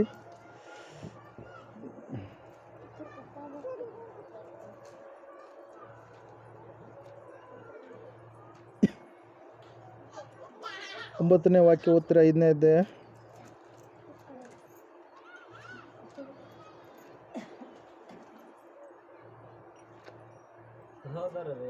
ಸಹೋದರರೇ, ನೀವು ಒಬ್ಬರ ಮೇಲೊಬ್ಬರು ಗುಣಗುಟ್ಟಬೇಡಿರಿ, ನ್ಯಾಯ ವಿಚಾರಣೆಗೆ ಗುರಿಯಾದಿರಿ. ಅಗೋ ನ್ಯಾಯಾಧಿಪತಿಯು ಬಾಗಿಲಿನ ಹತ್ತಿರದಲ್ಲೇ ನಿಂತಿದ್ದಾನೆ. ಹಲ್ಲೆಲೂಯಾ. Praise Lord. ಇಲ್ಲಿ ನಾವು ನೋಡ್ತಾ ಇದ್ವಿ, ಇನ್ನೊಂದು ಕಡೆಗೆ ವಾಕ್ಯ ಹೇಳ್ತಾ ಇದೆ ಏನೆಂಬುದಾಗಿ ಅಂದರೆ, ತೀರ್ಪು ಎಲ್ಲಿಂದ ಪ್ರಾರಂಭವಾಗುತ್ತಂತೆ? ಕ್ರಿಸ್ತನ ಮನೆಯಿಂದ, ಅಂದರೆ ಸಭೆಯಿಂದ ತೀರ್ಪು ಎನ್ನುವಂಥದ್ದು ಮೊದಲನೇದಾಗಿ ಪ್ರಾರಂಭವಾಗುವಂಥದ್ದಾಗಿದೆ ಪ್ರಿಯರೇ. ಹಲ್ಲೆಲೂಯಾ. ಮೊದಲನೇ ಪೇತ್ರನ ಪತ್ರಿಕೆ 4ನೇ ಅಧ್ಯಾಯ 17ನೇ ವಾಕ್ಯ. ನ್ಯಾಯ ವಿಚಾರಣೆಯ ಸಮಯ ಬಂದದೆ, ಆ ವಿಚಾರಣೆಯು ದೇವರ ಮನೆಯಲ್ಲಿಯೇ ಪ್ರಾರಂಭವಾಯಿತಲ್ಲ. ಅದು ನಮ್ಮಲ್ಲಿ ಪ್ರಾರಂಭವಾಗಲು ದೇವರ ಸುವಾರ್ತೆಯನ್ನು ನಂಬಲೊಲ್ಲದವರ ಗತಿ ಏನಾಗಬಹುದು? ನೀತಿವಂತನೇ ರಕ್ಷಣೆ ಹೊಂದುವುದು ಕಷ್ಟವಾದರೆ ಭಕ್ತಿಹೀನನು ಪಾಪಿಷ್ಠನು ನಿಲ್ಲುವುದು ಹೇಗೆ? ಹೀಗಿರಲಾಗಿ ದೇವರ ಚಿತ್ತಾನುಸಾರ ಬಾಧೆ ಪಡುವವರು ಒಳ್ಳೆಯದನ್ನು ಮಾಡುವವರಾಗಿದ್ದು ತಮ್ಮ ಆತ್ಮಗಳನ್ನು ನಂಬಿಗಸ್ತನಾದ ಸೃಷ್ಟಿಕರ್ತನಿಗೆ ಒಪ್ಪಿಸಲಿ. ಹಲ್ಲೆಲೂಯಾ. ಎಲ್ಲಿ ಪ್ರಾರಂಭವಾಗುತ್ತೆ ತೀರ್ಪು? ದೇವರ ಮನೆ. ಎಲ್ಲಿರಿ? ಸಭೆಯಲ್ಲಿ ನಮ್ಮಲ್ಲಿಯೇ ಪ್ರಾರಂಭವಾಗುತ್ತೆ. ಹಲ್ಲೆಲೂಯಾ. ಅದರ ಸಲುವಾಗಿ ನ್ಯಾಯಾಧಿಪತಿ ಎಲ್ಲಿ ನಿಂತ್ಕೊಂಡಿದ್ದಾನಂತೆ? ಬಾಗಿಲಿನಲ್ಲಿ ನಿಂತುಕೊಂಡಿದ್ದಾನೆ. ತೀರ್ಪು ಮಾಡುವುದಕ್ಕಾಗಿ ಆತನು ಸಿದ್ಧನಾಗಿದ್ದಾನೆ. ಇವಾಗ ಆತನು ತೀರ್ಪು ಮಾಡಿದರೆ ನಿನ್ನ ಒಂದು ಪರಿಸ್ಥಿತಿ ಹೆಂಗಿದೆ? ಸ್ವಾಮಿ, ನಾನು ಅವಾಗ ಭಾಳ ಚೆನ್ನಾಗಿ ದೇವರಿಗಾಗಿ ನಾನು ಪ್ರಾರ್ಥನೆ ಮಾಡ್ತಾಯಿದ್ದೆ, ನಿನಗಾಗಿ ಪ್ರಾರ್ಥನೆ ಮಾಡ್ತಾಯಿದ್ದೆ, ಎಲ್ಲ ರೀತಿಯಿಂದಲೂ ನಾನು ಭಯದಿಂದ ಭಕ್ತಿಯಿಂದ ಇದ್ದೆ. ಆದರೆ ಈಗ ನನ್ನ ಭಕ್ತಿ ಏನಾಗಿದೆ? ಕುಂಠಿತವಾಗಿದೆ ಅಂತೇಳಿ ಒಂದು ವೇಳೆ ನೀನು ಹೇಳಿದರೆ ಆತ ನಿನ್ನ ಬಿಟ್ಟು ಏನು ಮಾಡಿಬಿಡ್ತಾನೆ? ಹೋಗ್ಬಿಡ್ತಾನೆ. ಹಲ್ಲೆಲೂಯಾ. ಹಲ್ಲೆಲೂಯಾ. ಭಕ್ತಿ ಏನು ಮಾಡಬಾರ್ದ್ರೆ ನಾವು ತಣ್ಣಗೆ ಮಾಡ್ಕೊಬಾರ್ದು. ಪ್ರೀತಿ ಏನು ಮಾಡಬಾರ್ದು? ತಣ್ಣಗೆ ಮಾಡ್ಕೊಬಾರ್ದು. ಅದ್ರ ಸಲುವಾಗಿ ವಾಕ್ಯ ಹೇಳ್ತಾ ಇದೆ ಏನಂತೇಳಿ, ನೀತಿವಂತನೇ ರಕ್ಷಣೆ ಹೊಂದುವುದು ಕಷ್ಟವಾದರೆ ಭಕ್ತಿಹೀನನು ಪಾಪಿಷ್ಟನು ನಿಲ್ಲುವುದು ಹೇಗೆ? ನಂಬಿದವರೇ, ದೀಕ್ಷೆ ತಗೊಂಡವರೇ, ಯೇಸು ಸ್ವಾಮಿ ಹೆಸರಿನಲ್ಲೇ ತಗೊಂಡಿರಿ. ಹಲ್ಲೆಲೂಯಾ. ಕರ್ತನ ಭೋಜನದಲ್ಲಿ ಪಾಲ್ಗೊಂಡಿರಿ, ಆದರೆ ನಡತೆ ಸರಿಗಿಲ್ಲ ಅಂತಂದ್ರೆ ಏನಾಗುತ್ತೆ? ಅಲ್ಲಿ ಬಿಡಲ್ಪಡ್ತೀರಿ. ಅದರ ಸಲುವಾಗಿ ವಾಕ್ಯ ಹೇಳ್ತಾ ಇದೆ, ಸತ್ಯವೇದ ಹೇಳ್ತಾ ಇದೆ ಏನೆಂಬುದಾಗಿ, ಆತನು ಸತ್ತಿದ್ದಾನೆ, ಪುನಃ ಆತನು ಏನು ಮಾಡ್ತಾ ಇದ್ದಾನೆ? ಬರಲಿಕ್ಕಿದ್ದಾನೆ. ಯಾರಿಗಾಗಿ ಬರ್ತಾನತ? ಯಾರಿಗಾಗಿ ಬರ್ತಾನೆ? ಸಿದ್ಧವಾದಂಥವ್ರು. ಸಿದ್ಧವಾದಂಥವ್ರು ಅಂದರೆ ಯಾರು? ಬದುಕಿರುವವರು. ಹಲ್ಲೆಲೂಯಾ. ಯೇಸು ಕ್ರಿಸ್ತನ ನಂಬಿದ ಮೇಲೆ ನೀವು ಸತ್ತೋಗಿದ್ದೀರಿ. ಸತ್ತ ಮೇಲೆ ಮತ್ತೆ ಪುನಃ ನೀವೇನಾಗಿದ್ದೀರಿ? ನೀರಿನಲ್ಲಿ ಮಳೆ ಜೀವಿತ ಎಲ್ಲ ಹರ್ಕೊಂಡು ಹೋಗಿದೆ. ಪುನಃ ನೀವೇನಾಗಿದ್ದೀರಿ? ಯೇಸುವಿನಲ್ಲಿ ಬದುಕಿದ್ದೀರಿ. ಹಲ್ಲೆಲೂಯಾ. ಆತನು ಬದುಕಿದವರಿಗಾಗಿ ಬರ್ತಾನೆ, ಸತ್ತವರಿಗಾಗಿ ಬರಲ್ಲ. ಯಾರಿಗಾಗಿ ಬರ್ತಾನೆ? ಬದುಕಿದವರು. ಅದ್ರ ಸಲುವಾಗಿ ದೇವ್ರ ವಾಕ್ಯ ಹೇಳುತ್ತೆ, ನಾನು ಅಬ್ರಹಾಮನ ದೇವರು, ಇಸಾಕನ ದೇವರು, ಯಾಕೋಬನ ದೇವರು, ನಾನು ಸತ್ತವರಿಗೆ ದೇವರಲ್ಲ, ನಾನು ಬದುಕಿರುವವರಿಗೆ ದೇವರಾಗಿದ್ದೇನೆ ಎಂಬುದಾಗಿ. ಹಲ್ಲೆಲೂಯಾ. ಅದರ ಸಲುವಾಗಿ ಇವತ್ತು ಪ್ರೇಯರ್ ನಾವು ತಿಳ್ಕೊಬೇಕು, ಯೇಸು ಸತ್ತಿದ್ದಾನೆ ನಿಜ, ಆದರೆ ಪುನಃ ಆತನೇನು ಮಾಡಿದ್ದಾನೆ? ಮರಣವನ್ನು ಮರಣಿಸಿ ಮೃತ್ಯುಂಜಯನಾಗಿ ಎದ್ದು ಪುನಃ ಹೋದ ಮೇಲೆ ಪುನಃ ನಾನು ಬರ್ತೀನಿ ಎಂಬುದಾಗಿ ಹೇಳಿದ್ದಾನೆ. ಹಲ್ಲೆಲೂಯಾ. ದೀಕ್ಷಾ ತೆಗೆದುಕೊಂಡು ಆತನ ಮಕ್ಕಳಾಗಿ ಯಾರು ನಡೀತಾ ಇರ್ತಾರೋ, ಸರಿಯಾದ ರೀತಿಯಲ್ಲಿ ನಡೆದವರಿಗೆ ಪರಲೋಕ ಇದೆ. ಒಂದು ವೇಳೆ ಯಾವುದೋ ವಿಷಯದಲ್ಲಿ ತಪ್ಪಿ ಹೋದಂಥವರಿಗೆ ಪರಲೋಕದಿಂದ ಅವ್ರು ಏನಾಗ್ತಾರೆ? ಕೈ ಬಿಡಲ್ಪಡ್ತಾರೆ. ಒಂದು ವೇಳೆ ಭಾರತ ದೇಶದಲ್ಲಿ ಆದರೆ ಜೀವಾವಧಿ ಶಿಕ್ಷೆ ಅಂತೇಳಿ ಕೊಡ್ತಾರೆ. ಯಾರಾದರೂ ಕೊಲೆ ಆಗಲಿ ಏನಾಗಲಿ ಮಾಡಿದರೆ ಜೀವಾವಧಿ ಶಿಕ್ಷೆ ಇರುತ್ತೆ. ಎಷ್ಟು ವರ್ಷಗಳವರೆಗೆ? 14 ವರ್ಷಗಳು. ಎಷ್ಟು ವರ್ಷ ರೀ? 14 ವರ್ಷ. ಈಗ ಹೋಗ್ಯಾನಂದರೆ 14 ವರ್ಷದವರೆಗೆ ಅಲ್ಲೇ ಇರಬೇಕು ಅವನು, ಹೊರಗಡೆ ಬರೋಂಗಿಲ್ಲ. ಎಲ್ಲ ಸೊಳ್ಳೆಗಳು ಇವಾಗ ಕಡಿಸ್ಕೊಳಕತ್ತೀವಲ್ಲ ನಾವು, ಈ ಸೊಳ್ಳೆಗಳಿಗಿಂತ ಇನ್ನೂ ಸ್ಟ್ರಾಂಗ್ ಇರ್ತಾವಲ್ಲಿ. ಅಳಿಸಿ ಹೋದಂಥ ಅನ್ನ ಹಾಕ್ತಾರೆ. ಏನೇನೋ ಭಯಂಕರವಾದಂಥ ಪರಿಸ್ಥಿತಿ. ಎಲ್ಲಿ? ಜೈಲಿನಲ್ಲಿ. 1 ವರ್ಷ. ಮನುಷ್ಯನ ಸ್ವಭಾವ ಹೆಂಗಂದರೆ ಯಾವುದಾದ್ರೂ ಒಂದು ವಿಷಯಕ್ಕಾಗಲಿ ಅಡ್ಜಸ್ಟ್ ಆಗಿಬಿಡ್ತಾನೆ. 1-2 ದಿನ ಕಷ್ಟ ಅನಿಸುತ್ತೆ, ಆಮೇಲೆ ಏನಾಗಿಬಿಡ್ತಾನೆ ರೀ? ಅಡ್ಜಸ್ಟ್ ಆಗಿಬಿಡ್ತಾನೆ. 1 ವರ್ಷ ಅವನಿಗೆ ಅಡ್ಜಸ್ಟ್ ಆಯಿತು, 2ನೇ ವರ್ಷ ಕಳೆಯುತ್ತೆ, 3ನೇ ವರ್ಷ ಕಳೆಯುತ್ತೆ, 10 ವರ್ಷ ಕಳೆದು ಬಿಡುತ್ತೆ. ಅವನು ಯೋಚನೆ ಮಾಡ್ತಾ ಇರ್ತಾನೆ, ಆಯ್ತು ಇನ್ನು 4 ವರ್ಷಕ್ಕೆ ನಾನು ಹೊರಗಡೆ ಬರ್ತೀನಿ, ನನ್ನ ಹೆಂಡತಿ ಮಕ್ಕಳು ಕೂಡ ಸುಖವಾಗಿ ಬಾಳ್ತೀನಿ, ಇನ್ನು ಮೇಲೆ ನಾನು ಯಾವ ತಪ್ಪು ಮಾಡಲ್ಲ, ಚೆನ್ನಾಗಿ ಇರ್ತೀನಿ ಅಂತೇಳಿ. ಹಲ್ಲೆಲೂಯಾ. ಅವನಿಗೇನಿದೆ? ನಿರೀಕ್ಷೆ ಇದೆ. ಹಲ್ಲೆಲೂಯಾ. ಆದರೆ ಯಾರು ಯೇಸಪ್ಪನಿಂದ ಕೈ ಬಿಡಲ್ಪಡ್ತಾರಲ್ಲ ಅವರಿಗೆ ನಿರೀಕ್ಷೆ ಇಲ್ಲ. ಪಾತಾಳಕ್ಕೆ ಬಿದ್ದಂಥವರಿಗೆ ಅವರಿಗೆ ನಿರೀಕ್ಷೆ ಜೀವಿತ ಮತ್ತೆ ಇಲ್ಲವೇ ಇಲ್ಲ. ಅವರು ಅಲ್ಲೇ ಕೊಳಿಬೇಕು, ಅಲ್ಲೇ ನಾಶನವಾಗಿ ಅವ್ರು ಏನಾಗ್ತಾರೆ ರೀ? ಗೋಳಾಟ, ಕಟಕಟನೆ, ಹಲ್ಲು ಕಡಿಯೋಣ ಇರುತ್ತೆ, ಕತ್ತಲೆ ಇರುತ್ತೆ, ಬೆಂಕಿ, ಭಯಂಕರವಾದಂಥ ಬೆಂಕಿ ಇರುತ್ತೆ. ಕಡಿಯುವಂಥ ಹುಳ ಸಾಯುವುದಿಲ್ಲ, ಸುಡುವಂಥ ಅಗ್ನಿ ಆರುವುದಿಲ್ಲ. ಅಲ್ಲಿ ಬರ್ತೀನಿ, ಆಯಿತು ಒಂದು 14 ವರ್ಷ ಆದಮೇಲೆ ಹೊರಗೆ ಬರ್ತೀನಿ ಅಂಬಕ್ಕಿರಲ್ಲ. ಅಲ್ಲಿ ಕಂಟಿನ್ಯೂ ಆಗಿ ಅಲ್ಲೇ ಇರಬೇಕು. ಎಲ್ಲಿ? ಪಾತಾಳದಲ್ಲಿ. ಹಲ್ಲೆಲೂಯಾ. ಅದನ್ನು ತಪ್ಪಿಸಿಕೊಳ್ಬೇಕಾದ್ರೆ ನಾವೇನಾಗಬೇಕು? ರಕ್ಷಣೆಯನ್ನು ಹೊಂದಬೇಕು. ರಕ್ಷಣೆಯನ್ನು ಯಾರು ಕೂಡ ಕೊಡೋದಕ್ಕೆ ಸಾಧ್ಯ ಇಲ್ಲ. ಯೇಸು ಕ್ರಿಸ್ತನ ಮಾತ್ರ ನಿಮಗೆ ರಕ್ಷಣೆಯನ್ನು ಕೊಡೋದಕ್ಕೆ ಸಾಧ್ಯ. ನೀವೆಲ್ಲರೂ ನಂಬಿದ್ದೀರಿ, ನೀವೆಲ್ಲರೂ ದೀಕ್ಷಾ ಸ್ನಾನ ತೆಗೆದುಕೊಂಡಿದ್ದೀರಿ. ಆದರೆ ನೀವು ಪುನಃ ಪಾಪದಲ್ಲಿ ಬೀಳಬಾರ್ದು, ಪುನಃ ನಿಮ್ಮ ನಡತೆಯನ್ನು ಕೆಡಿಸಿಕೊಳ್ಳಬಾರ್ದು. ನೀವು ಚೆನ್ನಾಗಿದ್ದೀರಿ, ನಿಮ್ಮ ಮಕ್ಕಳನ್ನು ಚೆನ್ನಾಗಿ ನೀವು ಭಕ್ತಿಯ ಮಾರ್ಗದಲ್ಲಿ ನಡೆಸುವವರಾಗಿರಬೇಕು. ಹಲ್ಲೆಲೂಯಾ. ಸತ್ಯವೇದ ಹೇಳ್ತಾ ಇದೆ ಪ್ರೇಯರ್ ಏನಂತೇಳಿ, ಆತನು ಈ ಲೋಕಕ್ಕೆ ಬಂದಿರುವಂಥದ್ದು ಸಾಯುವುದಕ್ಕಾಗಿ. ಹಲ್ಲೆಲೂಯಾ. ಈ ಸಮಯದಲ್ಲಿ ನಾವೆಲ್ಲರೂ ಎದ್ದು ನಿಂತುಕೊಳ್ಳೋಣ, ಪ್ರಾರ್ಥನೆ ಮಾಡೋಣ. ಯೇಸುವಿನ ಸಾವು ನಮಗೆ ಜೀವವನ್ನು ತಂದಿದೆ. ಅದನ್ನು ನೆನೆಸಿದವರಾಗಿ, ಕೃತಜ್ಞತೆ ಉಳ್ಳವರಾಗಿ ಈ ಸಮಯದಲ್ಲಿ ನಾವು ಪ್ರಾರ್ಥನೆ ಮಾಡುವವರಾಗೋಣ ಪ್ರಿಯರೇ.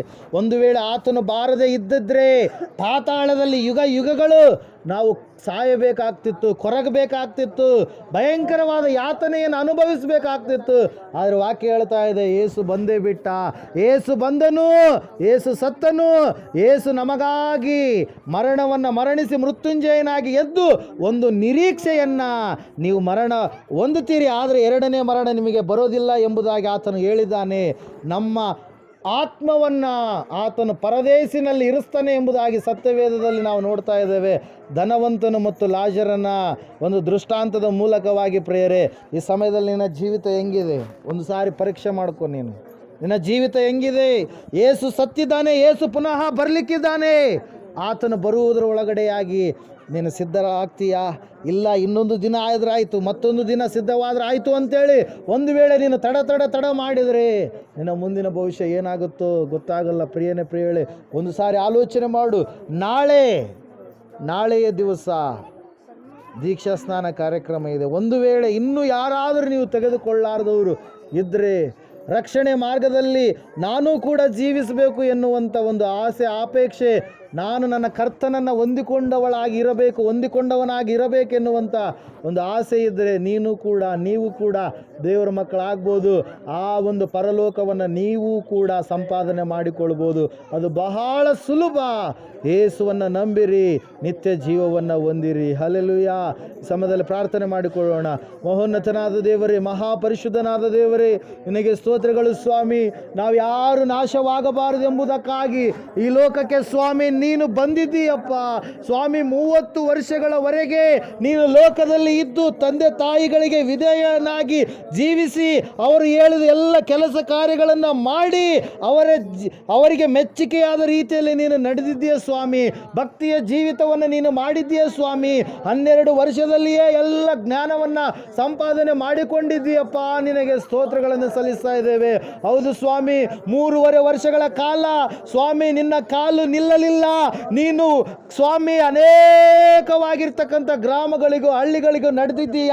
ಒಂದೇ ಕಾರಣ, ಯಾವ ಆತ್ಮವೂ ಕೂಡ ನಾಶವಾಗಿ ಹೋಗಬಾರ್ದು, ಯಾರು ಕೂಡ ಪಾತಾಳದಲ್ಲಿ ಇಳಿಬಾರ್ದು, ಎಲ್ಲರೂ ಕೂಡ ನನ್ನನ್ನು ನಂಬಿ ನಿತ್ಯ ಜೀವವನ್ನು ಪರಲೋಕವನ್ನು ಸಂಪಾದನೆ ಮಾಡಿಕೊಳ್ಳಬೇಕೆನ್ನುವಂಥ ಉದ್ದೇಶಕ್ಕಾಗಿ ಸ್ವಾಮಿ 3.5 ವರ್ಷಗಳು ಕಳೆದ ಮೇಲೆ ಸ್ವಾಮಿ ನಿನ್ನ ಕಾಲ ಬಂತು, ನಿನ್ನ ಸಮಯ ಬಂತು ಸ್ವಾಮಿ. ನೀನು ಸ್ವಾಮಿ ನಮಗಾಗಿ ಯಜ್ಞವಾಗಿದ್ದೀಯಾ, ನಮಗಾಗಿ ಕಷ್ಟವನ್ನು ಪಟ್ಟಿದ್ದೀಯಾ. ನೀನು ಸರ್ವಜ್ಞನಾದಂಥ ನೀನು, ಸತ್ಯ ಸ್ವರೂಪಿಯಾದಂಥ ನೀನು, ಯಾವಾಗಲೂ ಸಿಂಹಾಸನದಲ್ಲಿ ಬೆಳಕಿನಲ್ಲಿ ವಾಸ ಮಾಡುವಂಥ ನೀನು ನಮಗಾಗಿ ಉಳಿದಂಥ ಆತನಾಗಿದ್ದೀಯಾ. ಮನುಷ್ಯನಾಗಿ ಬಂದಿದ್ದೀಯಾ, ಬಲಹೀನನಾಗಿದ್ದೀಯಪ್ಪ. ಅದಕ್ಕಾಗಿ ನಿನಗೆ ಸ್ತೋತ್ರಗಳನ್ನು ಸಲ್ಲಿಸ್ತಾ ಇದ್ದೇವೆ ಸ್ವಾಮಿ. ನಮಗಾಗಿ ನೀನು ಮರಣಿಸಿದ್ದೀಯಾ, ಮತ್ತೆ ಪುನಃ ನೀನು ಹೇಳಿದ್ದೀಯಪ್ಪ, ನಾನು ಬರುವವನಾಗಿದ್ದೇನೆ ಎಂಬುದಾಗಿ. ನಾನು ನನ್ನ ಆತ್ಮಗಳಿಗಾಗಿ ಬರುತ್ತೇನೆ. ಯಾರು ನನ್ನನ್ನು ನಂಬಿದಾರೋ ಅವರು ಅನಾಥರಲ್ಲ, ಅವರನ್ನು ಕರೆದುಕೊಂಡು ಹೋಗುವುದಕ್ಕಾಗಿ ಬರುತ್ತೇನೆ ಎಂಬುದಾಗಿ ನೀನು ಹೇಳಿದ್ದೀಯಾ. ನಿಮಗಾಗಿ ಸ್ಥಳವನ್ನು ಸಿದ್ಧ ಮಾಡೋದಕ್ಕೆ ಹೋಗುತ್ತೇನೆ ಎಂಬುದಾಗಿ ಹೇಳಿದ ದೇವರೇ, ನಮಗಾಗಿ ಸ್ಥಳವನ್ನು ಸಿದ್ಧ ಮಾಡುತ್ತಾ ಇರುವುದಕ್ಕಾಗಿ ನಿನಗೆ ಅನಂತ ಸ್ತೋತ್ರಗಳನ್ನು ಸಲ್ಲಿಸುವಂಥವರಾಗಿದ್ದೇವಪ್ಪ. ಹೌದು ಸ್ವಾಮಿ, ಈ ಲೋಕದಲ್ಲಿರ್ತಕ್ಕಂಥ ಮನೆಗಳು ಒಂದಿಲ್ಲ ಒಂದು ದಿವಸ 100 ವರ್ಷನೋ 50 ವರ್ಷಕ್ಕೋ 150 ವರ್ಷಕ್ಕೋ ಬಿದ್ದು ಹೋಗ್ತವೆ ಸ್ವಾಮಿ.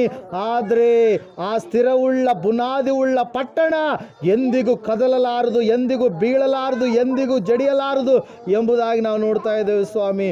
ಹೌದು ರಾಜನೇ, ಅಂತಹ ಒಂದು ಪಟ್ಟಣದಲ್ಲಿ ನಮ್ಮನ್ನು ಕೂಡ ಸ್ವಾಮಿ ನೀನು ಆಹ್ವಾನ ಮಾಡಿದಕ್ಕಾಗಿ ನಿನಗೆ ಅನಂತ ಸ್ತೋತ್ರಗಳನ್ನು ಸಲ್ಲಿಸುತ್ತಾ ಯೇಸು ಕ್ರಿಸ್ತನ ನಾಮದಲ್ಲಿ ನಮಗಾಗಿ ನೀನು ಯಜ್ಞವಾಗಿರುವುದಕ್ಕಾಗಿ ನಿನಗೆ ಅನಂತ ಸ್ತೋತ್ರಗಳನ್ನು ಸಲ್ಲಿಸುತ್ತಾ ಯೇಸುವಿನ ನಾಮದಲ್ಲಿ ಪ್ರಾರ್ಥಿಸಿ ಅರ್ಪಿಸಿ ಬೇಡಿದೆಲ್ಲ ಹೊಂದಿದ್ದೇವೆ ಪರಮ ತಂದೆ. ನಮ್ಮ ತಂದೆಯಾದ ದೇವರ ಶಾಶ್ವತವಾದ ಪ್ರೀತಿಯು, ಕುಮಾರನಾಗಿ ಬಂದಿರುವ ಯೇಸು ಕ್ರಿಸ್ತನ ಶಾಶ್ವತವಾದ ಕೃಪೆಯು, ಪರಿಶುದ್ಧಾತ್ಮ ದೇವರ ಶಾಶ್ವತವಾದ ಅನ್ಯತೆ ನಡೆಸಬೇಕು, ಅಲಂಕರಿಸಬೇಕು. ಕೂಡಿ ಬಂದಿರತಕ್ಕಂಥ ದೇವರ ಸಂಗಡಲು, ಸಕಲ ಸದ್ಭಕ್ತರ ಸಂಗಡಲು, ಯಾವತ್ತು ಪ್ರಪಂಚದ ಸಂಗಡಲು ಸದಾ ಕಲ್ನೆಲೆಯಾಗಿರಲಿ ಸ್ವಾಮಿ. ಆಮೇಲೆ ಯೇಸು ರಕ್ತಕ್ಕೆ ಜಯ, ಸಕಲ ಪಾಪಗಳು ಲಯ. ಯೇಸು ರಕ್ತಕ್ಕೆ ಜಯ, ಸಕಲ ಪಾಪಗಳು ಲಯ. ಯೇಸು ಪ್ರಭು ರಕ್ತಕ್ಕೆ ಸಂಪೂರ್ಣ ವಿಜಯ, ಸಕಲ ಪಾಪಗಳಿಗೆ ಅನಂತ ಕಾಲ ನಾಶನ. Hallelujah, hallelujah, hallelujah. ಸ್ತೋತ್ರಂ ಸ್ತೋತ್ರಂ ಸ್ತೋತ್ರಂ. Amen amen amen. ಒಳ್ಳೆ ಸಮಯಗಳು